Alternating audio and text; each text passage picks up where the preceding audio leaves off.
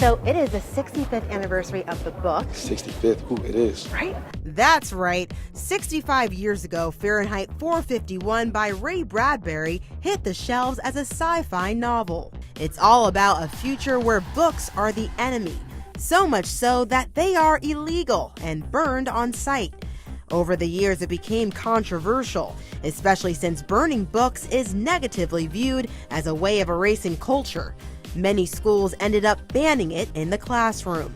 But now, HBO is bringing the book to life, and some say the fictional world on screen is eerily similar to today. There is nothing in this movie that doesn't already exist. That's terrifying to me. I want to know why we burn. Michael B. Jordan plays Montag, a firefighter whose job is to burn the books.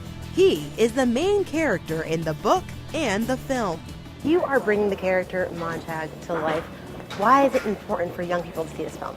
I think it has a lot of important messages to kind of the way this generation, young folks right now, live their lives today. There's a lot of distractions out there. There's a lot of propaganda. We're on a slippery slope right now of media control, anti-intellectualism, and lack of free thinking. The fiery flick touches on common controversial topics today, like fake news, censorship, and ever-evolving technology. Bradbury's vision seemed relevant today. We're getting our news in social media and the internet. We're willfully going to the same news cycle that we want to hear.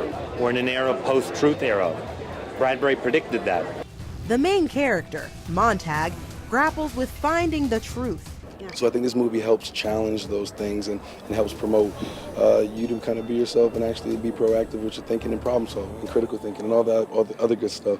Even though it was created decades ago, the book effortlessly connects to a new generation, encouraging young people to stay woke no matter how much the world changes. Ariel Hickson, Channel One News.